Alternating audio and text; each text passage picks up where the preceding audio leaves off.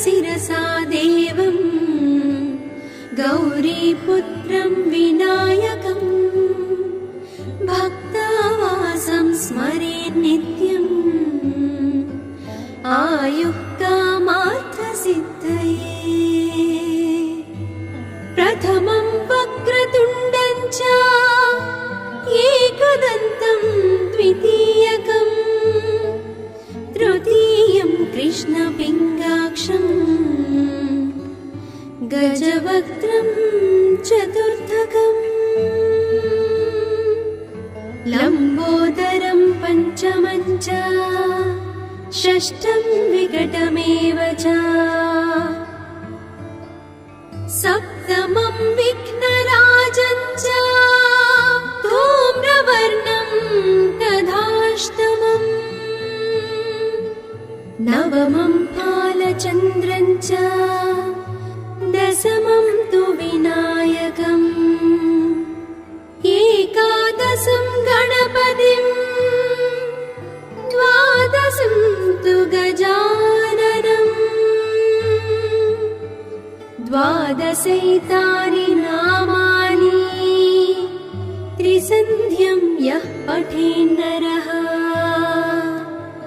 न च विघ्नभयं तस्य सर्वसिद्धिकरं प्रभो। विद्यार्थी लभते विद्यां धनार्थी लभते धनम् पुत्रार्थी लभते पुत्रान् मोक्षार्थी लभते गतिम्। जपेत् गणपति स्तोत्रम् षट्भिर्मासैः फलं लभेत् संवत्सरेण सिद्धिं च लभते नात्र संशयः। अष्टभ्यो ब्राह्मणेभ्यश्च लिखित्वा यः समर्पयेत् तस्य विद्या भवेत् सर्वा गणेशस्य प्रसादतः। तस्य विद्या भवेत् सर्वा गणेशस्य प्रसादतः इति श्रीनारदपुराणे सङ्कटनाशन गणेशस्तोत्रं सम्पूर्णम्।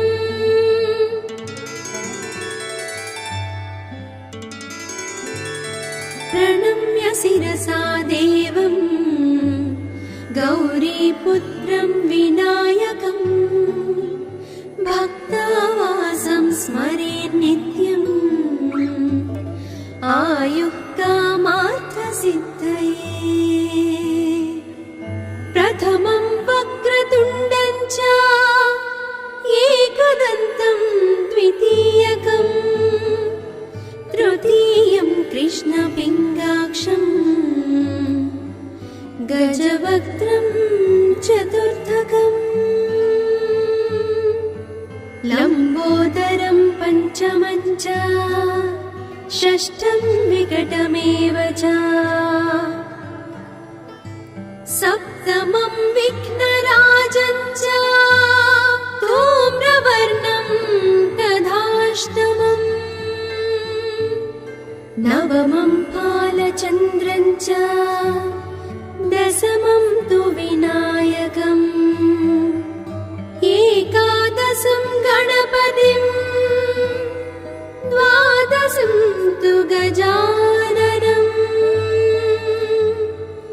द्वादशैतानि नामानि त्रिसन्ध्यं यः पठेन्नरः न च विघ्नभयं तस्य सर्वसिद्धिकरं प्रभो। विद्यार्थी लभते विद्यां धनार्थी लभते धनम् पुत्रार्थी लभते पुत्रान् मोक्षार्थी लभते गतिम्।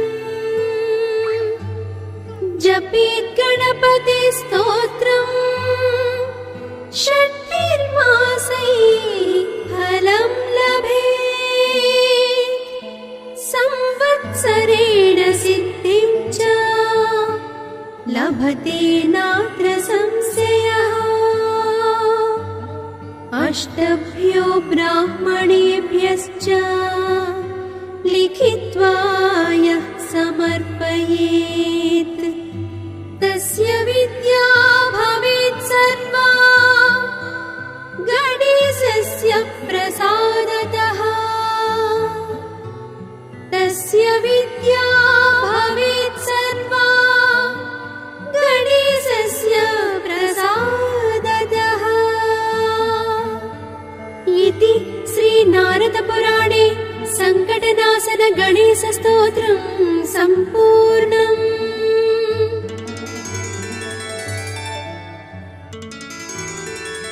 प्रणम्य शिरसा देवं गौरीपुत्रं विनायकं भक्तावासं स्मरेत् नित्यम् आयुः कामार्थसिद्धये।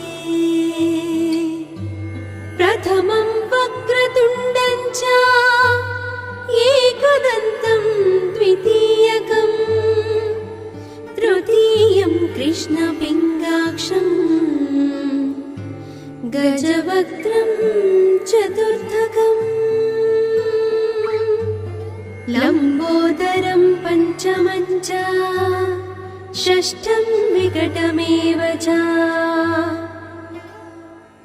सप्तमं विघ्नराजं च धूम्रवर्णं तथाष्टमम्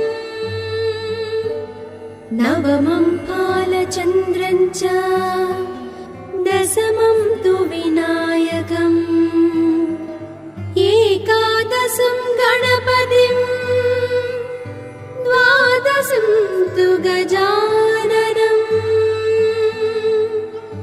द्वादशैतानि नामानि त्रिसन्ध्यं यः पठेन्नरः न च विघ्नभयं तस्य सर्वसिद्धिकरं प्रभो। विद्यार्थी लभते विद्यां धनार्थी लभते धनम् पुत्रार्थी लभते पुत्रान् मोक्षार्थी लभते गतिम्। जपेत् गणपति स्तोत्रम् षट्निर्मासैः फलं लभेत् संवत्सरेण सिद्धिं च लभते नात्र संशयः। अष्टभ्यो ब्राह्मणेभ्यश्च लिखित्वा यः समर्पयेत् तस्य विद्या भवेत् सर्वा गणेशस्य प्रसादतः। तस्य विद्या भवेत् सर्वा गणेशस्य प्रसादतः। इति श्रीनारदपुराणे सङ्कटनाशन गणेशस्तोत्रं सम्पूर्णम्।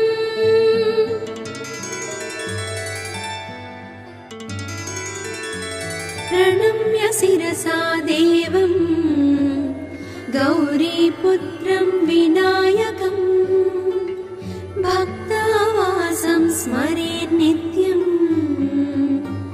आयुः कामार्थसिद्धये। प्रथमं वक्रतुण्डं च एकदन्तं द्वितीयकम् तृतीयं कृष्णपिङ्गाक्षं गजवक्त्रं चतुर्थकम् लम्बोदरं पञ्चमं च षष्ठं विकटमेव च सप्तमं विघ्नराजं च धूम्रवर्णं तथाष्टमम् नवमं फालचन्द्रं च दशमं तु विनायकम् एकादशं गणपतिं द्वादशं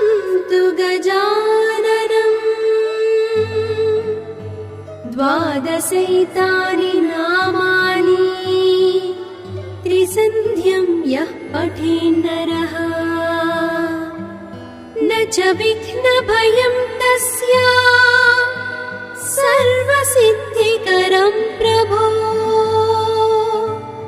विद्यार्थी लभते विद्यां धनार्थी लभते धनम् पुत्रार्थी लभते पुत्रान् मोक्षार्थी लभते गतिम् जपेत् गणपति स्तोत्रम् षट्भिर्मासैः फलं लभेत् संवत्सरेण सिद्धिं च लभते नात्र संशयः अष्टभ्यो ब्राह्मणेभ्यश्च लिखित्वा यः समर्पयेत् तस्य विद्या भवेत् सर्वा गणेशस्य प्रसादतः तस्य विद्या भवेत् सर्वा गणेशस्य प्रसादतः इति श्रीनारदपुराणे सङ्कटनाशन गणेशस्तोत्रं सम्पूर्णम्।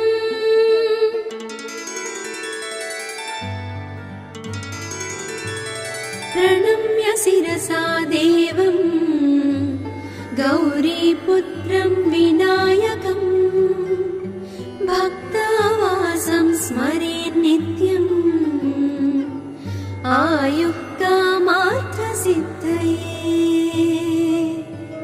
प्रथमं वक्रतुण्डं च एकदन्तं द्वितीयकम् तृतीयं कृष्णपिङ्गाक्षं गजवक्त्रं चतुर्थकम् लम्बोदरं पञ्चमं च षष्ठं विकटमेव च सप्तमं विघ्नराजं च धूम्रवर्णं तथाष्टमम् नवमं फालचन्द्रं च दशमं तु विनायकम् एकादशं गणपतिं द्वादशं तु गजाननम् द्वादशैतानि नामानि त्रिसन्ध्यं यः पठेन्नरः न च विघ्नभयं तस्य सर्वसिद्धिकरं प्रभो विद्यार्थी लभते विद्यां धनार्थी लभते धनम् पुत्रार्थी लभते पुत्रान् मोक्षार्थी लभते गतिम् जपेत् गणपति स्तोत्रम् षट्भिर्मासैः फलं लभेत् संवत्सरेण सिद्धिं च लभते नात्र संशयः अष्टभ्यो ब्राह्मणेभ्यश्च लिखित्वा यः समर्पयेत् तस्य विद्या भवेत् सर्वा गणेशस्य प्रसादतः तस्य विद्या भवेत् सर्वा गणेशस्य प्रसादतः इति श्रीनारदपुराणे सङ्कटनाशन गणेशस्तोत्रं सम्पूर्णम्।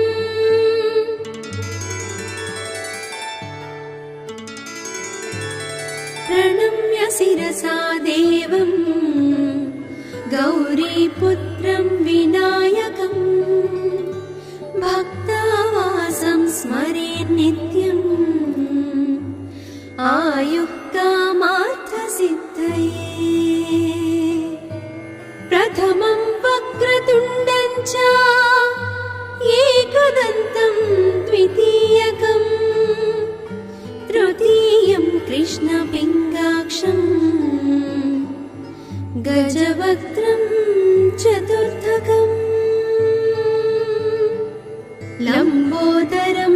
पञ्चमं च षष्ठं विकटमेव च सप्तमं विघ्नराजं च धूम्रवर्णं तथाष्टमम् नवमं फालचन्द्रं च दशमं तु विनायकम् एकादशं गणपतिं द्वादशं तु गजाननम् द्वादशैतानि नामानि त्रिसन्ध्यं यः पठेन्नरः न च विघ्नभयं तस्य सर्वसिद्धिकरं प्रभो विद्यार्थी लभते विद्यां धनार्थी लभते धनम् पुत्रार्थी लभते पुत्रान् मोक्षार्थी लभते गतिम् जपेत् गणपति स्तोत्रम् षट्भिर्मासैः फलं लभेत् संवत्सरेण सिद्धिं च लभते नात्र संशयः अष्टभ्यो ब्राह्मणेभ्यश्च लिखित्वा यः समर्पयेत् तस्य विद्या भवेत् सर्वा गणेशस्य प्रसादतः तस्य विद्या भवेत् सर्वा गणेशस्य प्रसादतः इति श्रीनारदपुराणे सङ्कटनाशन गणेशस्तोत्रं सम्पूर्णम्।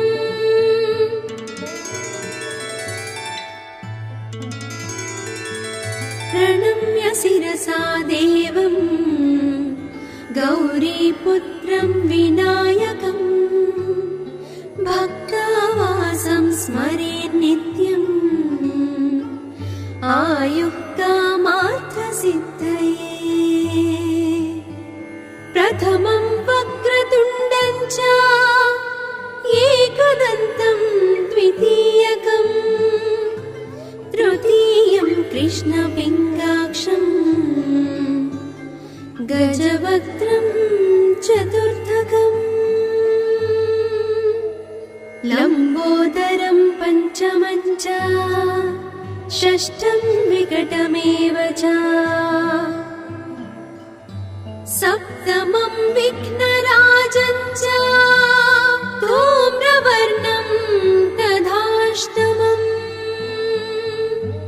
नवमं फालचन्द्रं च दशमं तु विनायकम् एकादशं गणपतिं द्वादशं तु गजाननम् द्वादशैतानि नामानि त्रिसन्ध्यं यः पठेन्नरः न च विघ्नभयं तस्य सर्वसिद्धिकरं प्रभो विद्यार्थी लभते विद्यां धनार्थी लभते धनम् पुत्रार्थी लभते पुत्रान् मोक्षार्थी लभते गतिम् जपेत् गणपति स्तोत्रम् षट्भिर्मासैः फलं लभेत् संवत्सरेण सिद्धिं च लभते नात्र संशयः अष्टभ्यो ब्राह्मणेभ्यश्च लिखित्वा यः समर्पयेत् तस्य विद्या भवेत् सर्वा गणेशस्य प्रसादतः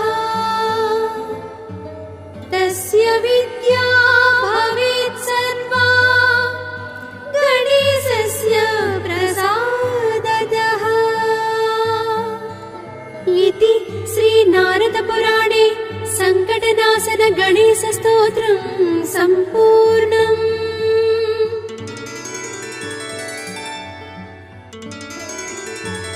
प्रणम्य शिरसा देवं गौरीपुत्रं विनायकं भक्तावासं स्मरेन् नित्यम् आयुः कामार्थसिद्धये।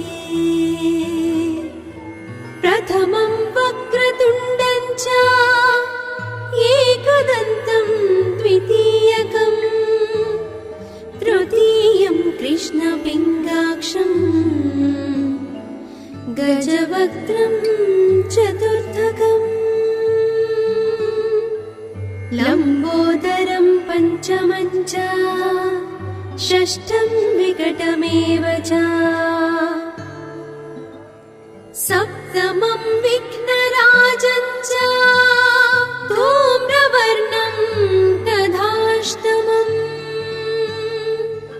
नवमं फालचन्द्रं च दशमं तु विनायकम् एकादशं गणपतिं द्वादशं तु गजाननम् द्वादशैतानि नामानि त्रिसन्ध्यं यः पठेन्नरः न च विघ्नभयं तस्य सर्वसिद्धिकरं प्रभो। विद्यार्थी लभते विद्यां धनार्थी लभते धनम् पुत्रार्थी लभते पुत्रान् मोक्षार्थी लभते गतिम्। जपेत् गणपति स्तोत्रम् षट्भिर्मासैः फलं लभेत् संवत्सरेण सिद्धिं च लभते नात्र संशयः। अष्टभ्यो ब्राह्मणेभ्यश्च लिखित्वा यः समर्पयेत् तस्य विद्या भवेत् सर्वा गणेशस्य प्रसादतः। तस्य विद्या भवेत् सर्वा गणेशस्य प्रसादतः इति श्रीनारदपुराणे सङ्कटनाशन गणेशस्तोत्रं सम्पूर्णम्।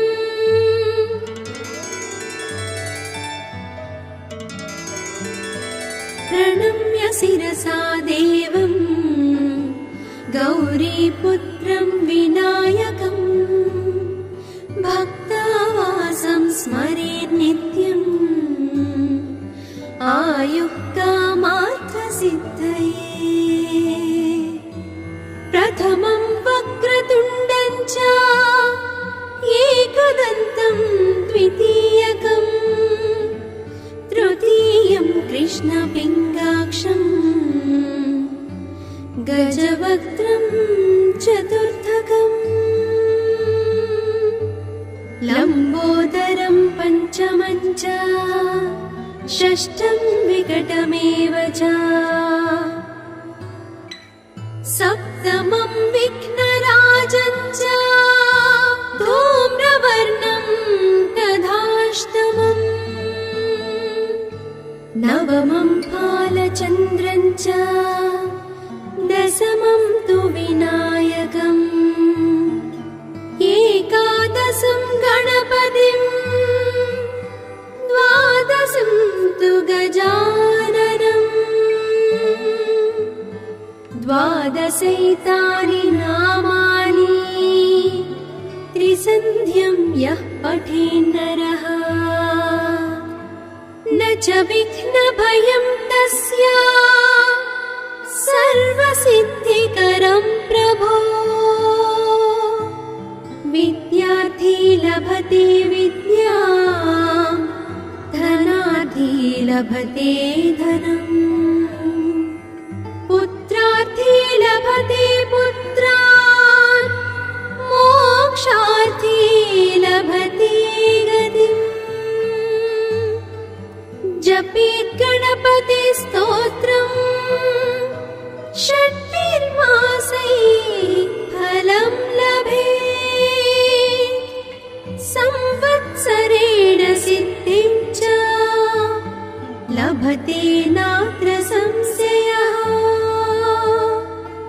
अष्टभ्यो ब्राह्मणेभ्यश्च लिखित्वा यः समर्पयेत् तस्य विद्या भवेत् सर्वा गणेशस्य प्रसादतः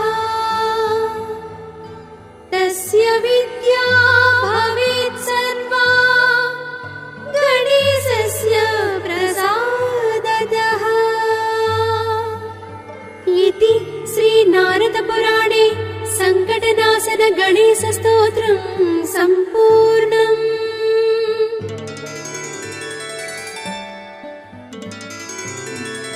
प्रणम्य शिरसा देवं गौरीपुत्रं विनायकं भक्तावासं स्मरेत् नित्यम् आयुः कामार्थसिद्धये प्रथमं वक्रतुण्डं च एकदन्तं द्वितीयकम् तृतीयं कृष्णपिङ्गाक्षं गजवक्त्रं चतुर्थकम् लम्बोदरं पञ्चमं च षष्ठं विकटमेव च सप्तमं विघ्नराजं च धूम्रवर्णं तथाष्टमम् नवमं फालचन्द्रं च दशमं तु विनायकम् एकादशं गणपतिं द्वादशं तु गजाननम्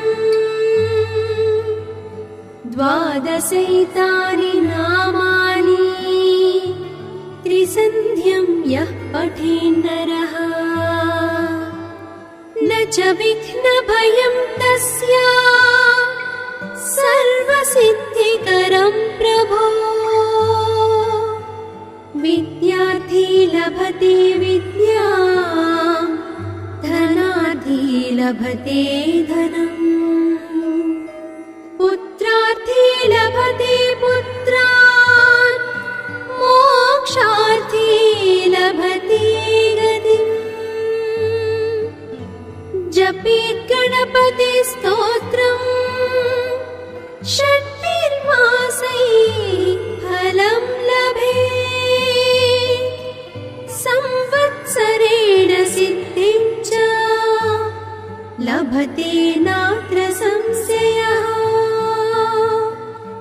अष्टभ्यो ब्राह्मणेभ्यश्च लिखित्वा यः समर्पयेत् तस्य विद्या भवेत् सर्वा गणेशस्य प्रसादतः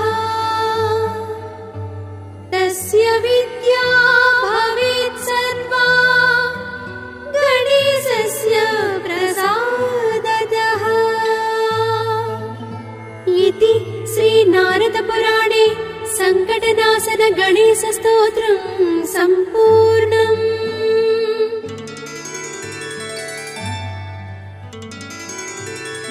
प्रणम्य शिरसा देवं गौरीपुत्रं विनायकं भक्तावासं स्मरेत् नित्यम् आयुः कामार्थसिद्धये प्रथमं वक्रतुण्डं च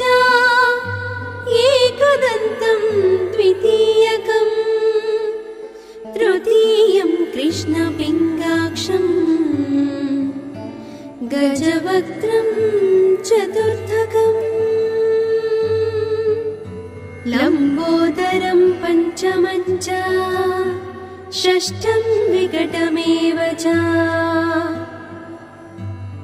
सप्तमं विघ्नराजं च धूम्रवर्णं तथाष्टमम्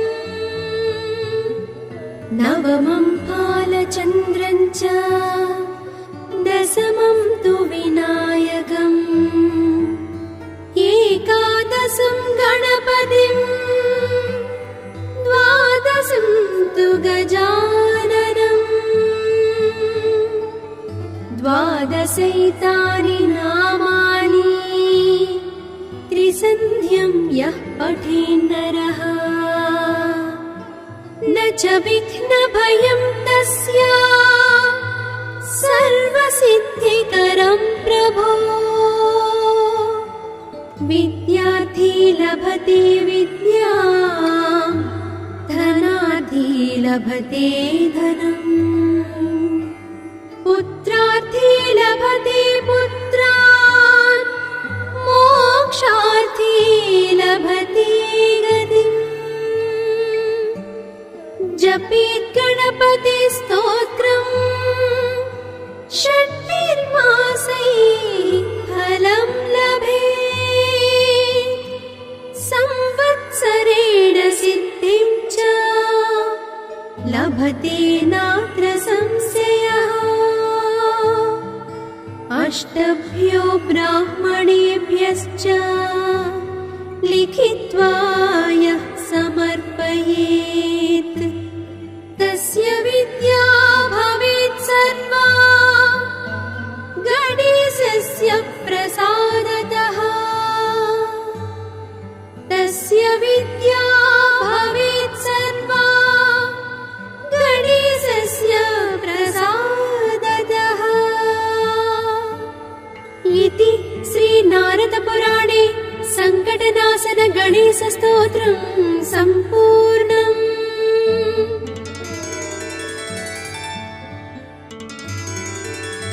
प्रणम्य शिरसा देवं गौरीपुत्रं विनायकम् भक्तावासं स्मरेन् नित्यम् आयुः कामार्थसिद्धये प्रथमं वक्रतुण्डं च एकदन्तं द्वितीयकम् तृतीयं कृष्णपिङ्गाक्षम् गजवक्त्रं चतुर्थकम् लम्बोदरं पञ्चमं च षष्ठं विकटमेव च सप्तमं विघ्नराजं च धूम्रवर्णं तथाष्टमम् नवमं फालचन्द्रं च दशमं तु विनायकम् एकादशं गणपतिम् द्वादशं तु गजाननम् द्वादशैतानि नामानि त्रिसन्ध्यं यः पठेन्नरः न च विघ्नभयं तस्य सर्वसिद्धिकरं प्रभो विद्यार्थी लभते विद्यां धनार्थी लभते धनम् पुत्रार्थी लभते पुत्रान् मोक्षार्थी लभते गतिम् जपेत् गणपति स्तोत्रम् षट्भिर्मासैः फलं लभेत् संवत्सरेण सिद्धिं च लभते नात्र संशयः अष्टभ्यो ब्राह्मणेभ्यश्च लिखित्वा यः समर्पयेत् तस्य विद्या भवेत् सर्वा गणेशस्य प्रसादतः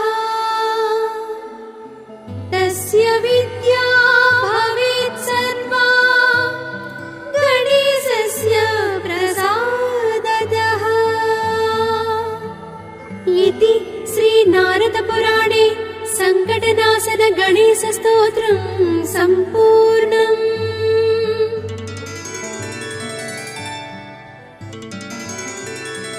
प्रणम्य शिरसा देवं गौरीपुत्रं विनायकं भक्तावासं स्मरेत् नित्यम् आयुः कामार्थसिद्धये। प्रथमं वक्रतुण्डं च एकदन्तं द्वितीयकम् तृतीयं कृष्णपिङ्गाक्षं गजवक्त्रं चतुर्थकम् लम्बोदरं पञ्चमं च षष्ठं विकटमेव च सप्तमं विघ्नराजं च धूम्रवर्णं तथाष्टमम् नवमं फालचन्द्रं च दशमं तु विनायकम् एकादशं गणपतिं द्वादशं तु गजाननम् द्वादशैतानि नामानि त्रिसन्ध्यं यः पठेन्नरः न च विघ्नभयं तस्य सर्वसिद्धिकरं प्रभो। विद्यार्थी लभते विद्यां धनार्थी लभते धनम् पुत्रार्थी लभते पुत्रान् मोक्षार्थी लभते गतिम्। जपेत् गणपति स्तोत्रम् षट्भिर्मासैः फलं लभेत् संवत्सरेण सिद्धिं च लभते नात्र संशयः। अष्टभ्यो ब्राह्मणेभ्यश्च लिखित्वा यः समर्पयेत् तस्य विद्या भवेत् सर्वा गणेशस्य प्रसादतः। तस्य विद्या भवेत् सर्वा गणेशस्य प्रसादतः इति श्रीनारदपुराणे सङ्कटनाशन गणेशस्तोत्रं सम्पूर्णम्।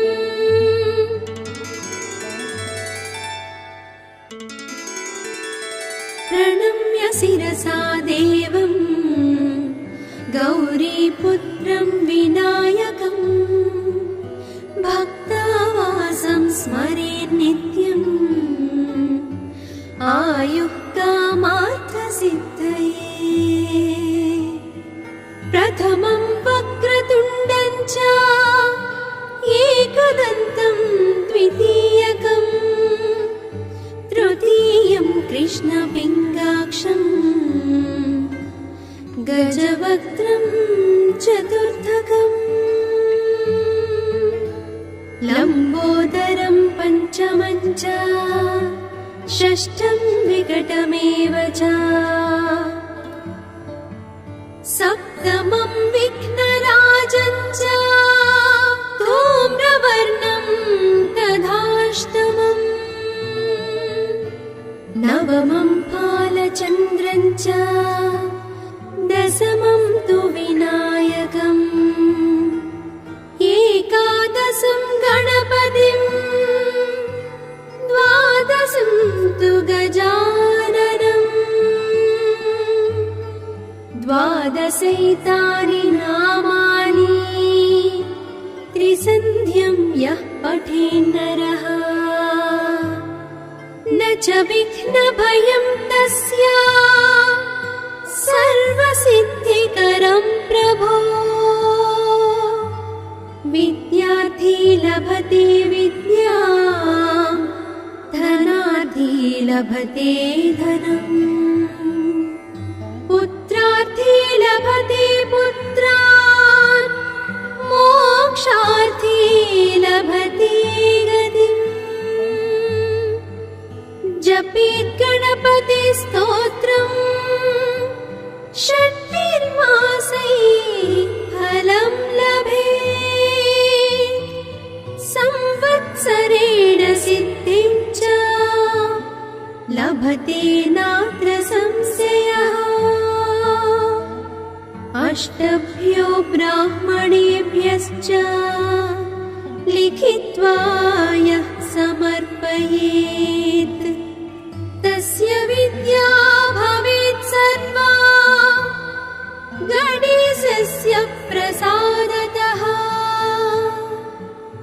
तस्य विद्या भवेत् सर्वा गणेशस्य प्रसादतः